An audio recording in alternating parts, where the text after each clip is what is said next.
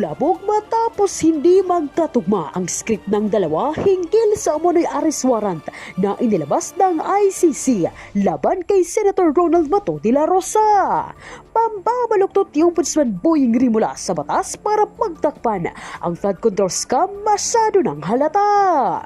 Pero bago ang lahat, kung hindi pa kayo nakapag-subscribe sa channel na ito, please do subscribe para mas maging updated pa kayo sa mga susunod kong mga videos. Nagulantang ang lahat matapos hindi magkatugma ang mga pahayag ni na Ombudsman Boying Rimula at DILG Secretary June Vic Rimula ukol sa tinatanim nilang kaso laban kay Senator Bato de la Rosa. Sinabi ni Ombudsman Rimula na mayroon ng warrant of arrest mula sa ICC laban sa senador. Ngunit sa hindi inaasang pangyayari, agad itong tinanggi ni Secretary June Vic Rimula na iginiit na wala pang red notice mula sa Interpol. Tila desperado na umanong brahina ni Ombudsman Boying Rimula ang mga tutol sa kanilang mga plano kung kaya't unti-unti nilang binubura ang mga kasapi ni Duterte at tinatapon sa ibang bansa. Patunay na hindi nila kayang litisin ang mga ito gamit ang batas na mayroon ang ating sariling bayan sa ilalim ng kanilang pamumuno. Samantala, narito ang payag ni Senator Amy Marcos na kung saan pinatunayan niyang sentro ni Rimula ang pag-aatake sa mga Duterte kung kaya't sinisiksik ito ng Marcos admin sa ombudsman. Are also allegations that, first of all, several weeks ago, a draft was mooted involving a warrant of arrest of 5 police officers, including Senator Ronald Bato de la Rosa. Of late, there has been a rumor, once again, that the Vice President will in fact be issued by the ICC a warrant immediately. So alam natin na si VP Sara ay nandoon sa listahan. Pero alam ko na nasa ibaba siya, no, doon sa mga pinangalanan. Ngunit ilang araw nakalipas, may mga report na siya na ang uunahin. Where did you get this information, ma'am? Nasusunod si VP Sara na arestuhin? Uso naman ng chismis ngayon. Chismis rin po. Not yet. A few incredible sources, but nevertheless, we have to pay heed. And let me make it clear, I will oppose that warrant with everything I have. Foremost, the administration has said time and time again through the President himself that the ICC has no jurisdiction in the Philippines. Therefore, any warrant of arrest by the ICC cannot be enforced in this country for lack of jurisdiction.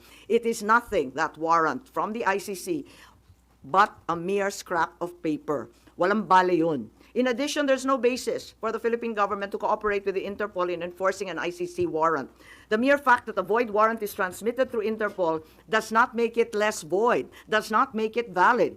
At ikatlo, as the hearings have established, the circumstances surrounding the investigations of the ICC in this country, the incidents leading to the issuance of these ICC warrants, and the enforcement of such warrants are politically motivated and really are in violation of Article 3 of the Constitution of the Interpol itself, which prohibits the Interpol from participating in any intervention or activity of a political character. Ma'am, sabi niyo, you will do everything para harangin sakaling magkaroon na rin ng arrest warrant laban kay VP Sara. Ano ba mga action ang gagawin niyo? Wala tayong balak na isuko ang soberanya ng Pilipinas at ibaliwala ang ating husgado. So hindi baka maireklamo kayo ng obstruction of justice just in case?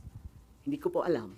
So ano mga action ang gagawin niyo, ma'am, para harangin sakali? Iniisip pa kung anong kailangan gawin dahil tulad nga ng sinabi ko, haka-haka pa lamang ito. Ngunit sa nakita natin sa mga nakaraang 2 taon, itong mga haka-haka, duda, suspetsa, madalas nagiging totoo. So may mga preparation na rin si VP Sara dyan sa chismis na natanggap niyo, ma'am? Marahil po. Pero yung warrant na paparating para kay Senator Bato and other former police officials, credible na po yung source nyo dun, ma'am? Parang, kasi maliwanag yung listahan, pero andun siya sa sumunod na listahan ng ICC, di ba? Andun siya sa warrant, kaya't inaakala namin na yun na ang susunod. Pero hanggang ngayon, wala naman inilalabas at nagbago ang ihip ng hangin at ang balita ay si VP Sara. Ma'am, Yes. kanina nabanggit niyo po kanina na part ng diversionary tactic yung paglabas ng issue ng supposed paid trolls ng Chinese Embassy in Manila.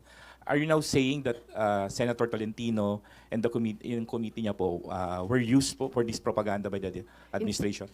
ay hindi ko naman gawain bumatikos ng kapwa senador, pero ang alam ko may utos talaga sa admin media na i-divert at mag-squid tactics ng bonggang-bongga, i-divert sa iba't ibang balita tulad ng mga sagupaan, yung fake news nga na tinake over na, yung kung ano-anong mga isla at islet, tapos yung balita ng 20 pesos rice, sinabay-sabay para ilayo sa tunay na problema.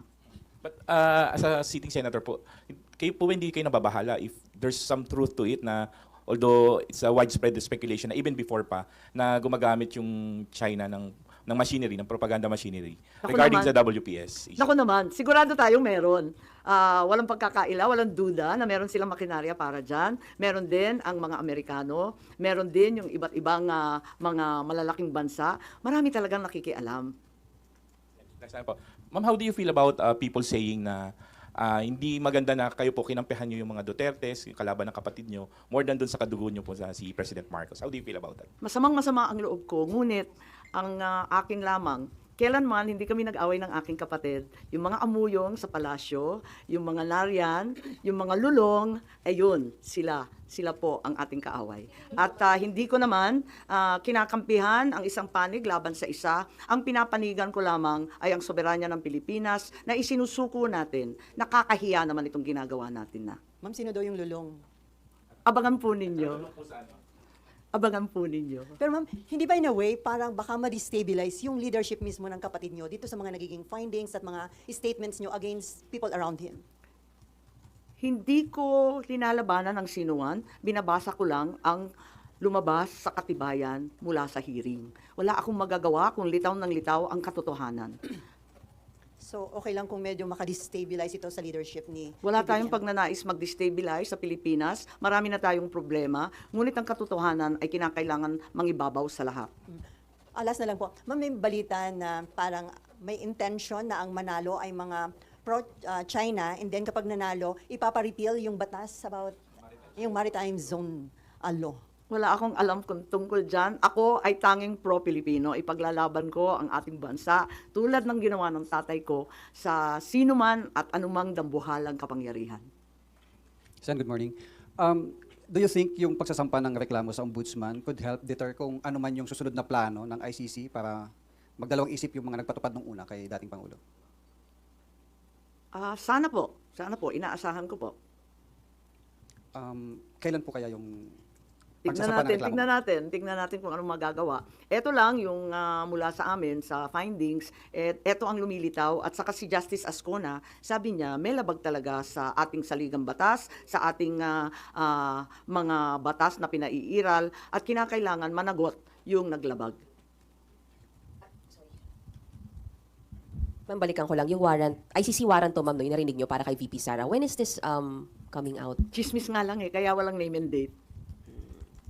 Ma'am, yung further findings nyo, does it need yung approval po ng committee members? Yes, hindi to committee report hindi ako kukunwari na committee report to. We are not in session, we're in recess. So, wala pa talagang committee report na masasabi. Kaya lang, sa daming nagtatanong, sa marami na nagsubaybay sa oras-oras na hearing, pakiramdam ko, obligado ako magsaad ng findings along the way. Kasi nga, hindi matapos-tapos at hinahadlangan ng todo-todo.